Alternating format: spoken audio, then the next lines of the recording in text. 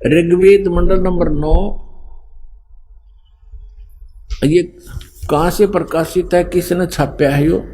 ये है प्रकाशक है सर्वदेशीय कार्य प्रतिनिधि सभा, महर्षि सिद्धांत भवन, रामलीला मैदान, नई दिल्ली से। और ये देखिएगा, ये इसका अनुवाद करता है, यहां से ये मुद्रित है। अब आपको दिखाते हैं ऋग्वेद मंडल नंबर 9 सूक्त 1 का ये मंत्र नंबर 9, ये 9 नंबर है। इसमें क्या लिखा है कि अभी अधन्या उत्सरंती धेनव शिशुम, ये शिशु शब्द है इसके अंदर। सोम इंद्राय पातवे, इसका अनुवाद किया है इन्होंने आर्य समाजियों ने ही, लेकिन ये थोड़ा सा गलत करके दास उसको ठीक करेगा। उस सोम माने परमात्मा, उस सोम स्वभाव वाले पुरुष नहीं परमात्मा। देखो सोम माने ये स्वयं ही, यहाँ पर ये खुद ही लिख रहे हैं प्रथम मंत्र में, मंडल नंबर 9, 9वां मंडल सूक्त नंबर 1 का मंत्र नंबर 1 में ये सोम माने सोम स्वभाव वाला परमात्मन, हे सोम स्वभाव परमात्मन, ओ सोम माने परमात्मन। तो इसमें ये सोम शब्द है यहाँ पर। अब ऋग्वेद मंडल नंबर 9 सूक्त 1 मंत्र 9 को पढ़ रहे हैं हम, 9 को। इसमें लिखा कि उस इमम माने उस, सोम माने परमात्मा को, शिशुम जो बालक रूप में प्रकट होता है, शिशु रूप में, ये कुमार अवस्था में ही। अभी अधन्या, अधन्या माने अहिंसनीय, अहिंसनीय लिख दी। अपरात्मा देनो माने गौवे, अभी माने पूर्ण रूप से, सब प्रकार से, पूर्ण रूप से। अधन्या अहिंसनीय कर दिया इन्होंने, ये अनुवाद गलत कर रखा है। इसका अर्थ बनता है जैसे हमारे यहाँ क्षेत्र में हरियाणा के अंदर जो गाय नए दूध नहीं होती गऊ, उसको कहते हैं ये बिना धनाई है, बिना धनाई। अधन्या जो गर्भ ना धारण किया हो, और अभिअधन्या यानी पूर्ण रूप से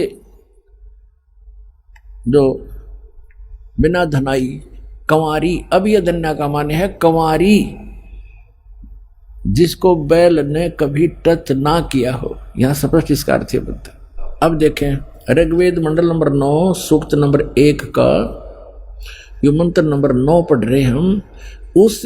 इसका अर्थ ये बनता है उस अमर पुरुष को, उस अमर पुरुष अर्थ जो शिशु रूप में प्रकट होता है, उस अमर पुरुष की परिवर्ष की लीला, ये कहते हैं। इनका अर्थ पढ़े पहला, उस सोम स्वभाव वाले पुरुष को यानी परमात्मा को जो शिशु रूप में प्रकट होता है।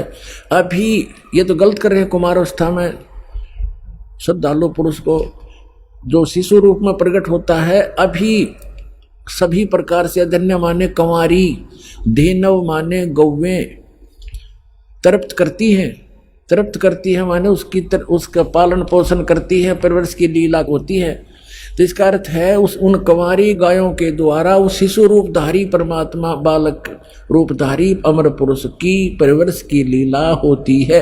कंवारी गायों द्वारा अभी अधन्या धेनव शृणंती तृप्त करती हैं, शिशु माने कुमार, शिशु रूप में प्रकट परमात्मा को।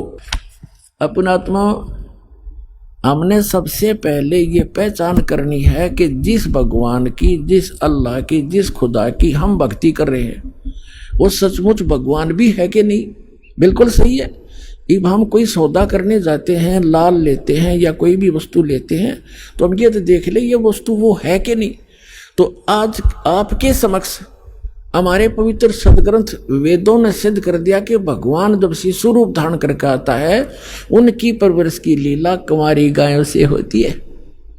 और परमेश्वर ने स्वयं 600 वर्ष पहले यह लीला की, क्योंकि वो तो गुण है, वो करते ही करते हैं। और ये भी वेदों में प्रमाणित है कि ऊपर के लोक में रहता है, सह शरीर है, मनुष्य दृश्य है, देखने में राजा के समान है, सिंहासन पर विराजमान है, वहां से सह शरीर चल के आता है, 6 आत्माओं को मिलता है, उनको उपदेश देता है, ज्ञान देता है, कवियों की तरह आचरण करता है, और वो ऐसे गुप्त मंत्र का आविष्कार करता है। और यही आदरणीय गरीबदास साहिब जी ने बता दिया, यही हमारे 600 वर्ष पहले मालिक ने लीला की, उनकी जीवनी में विद्यमान है। तो गरीबदास साहिब जी ने कहा है, हम सुल्तानी नानक तारे दादू को उपदेश दिया, जात जुलाहा भेद न पाया वो काशी मोह कबीर हुआ, अनंत कोट ब्रह्मंडे का एक रति नहीं भारे, सतगुरु पुरुष कबीर हैं ये कुल के सर्जनहार। आगे रामानंद और परमेश्वर की गोष्ठी कभी फिर सुनाएंगे। ऐसा कमाल कर रखा गरीबदास जी ने, यथार्थ चित्रार्थ कर रखी है परमात्मा की आंखों देखी महिमा। तो पुण्यात्मा सौभाग्य आपका, आप वो बच्चे हो भगवान के जो 64 लाख में से हो, और आपको खोज रहा कहीं ना कहीं से ला करके, किसी भी माध्यम से, कोई पुस्तक के माध्यम से, कोई टीवी के माध्यम से, आप वो लाल हो उस परमात्मा के, जिसके लिए ये खुद कहते हैं गोता मारूं स्वर्ग में और जा बैठूं पाताल। गरीबदास कबीर साहब की महिमा गा रहे हैं, गरीबदास ढूंढता फिर अपने हीरे मोतीलाल। आप देख रहे हो यहाँ आसपास के क्षेत्र के लोगों को ये विश्वास नहीं हो रहा कि बरवाला में कोई आया है, और आप 1000 2000 1500 500 800 किलोमीटर से आकर मालिक के बच्चे यहाँ खींचे आ रहे हो। तो आप उस परमेश्वर की विशेष आत्मा हैं। वैसे तो परमात्मा ने कहा कि अब पूरे विश्व को ज्ञान दूंगा, ये सभी मेरे बच्चे हैं। ये थोड़ा लेट आएंगे, पछताएंगे, घना रोया करेंगे इस समय को।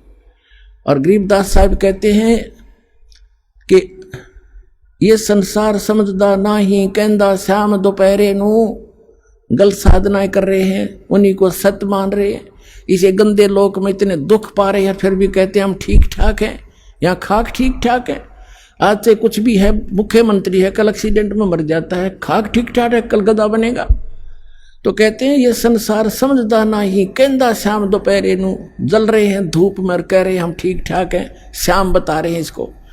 और गरीबदास ये वक्त जात है, रोवोगे इस पैरे नू, ये समझ जाता है हाथ से, फिर रोया करोगे। या अब इस मनुष्य जीवन में ये सत भक्ति नहीं मिली, और दास परमात्मा ने अपना कुत्ता भेज रखा, आपको जगा रहा है, और अब भी नहीं पहचानोगे तो कहते रोया करोगे इस समय को।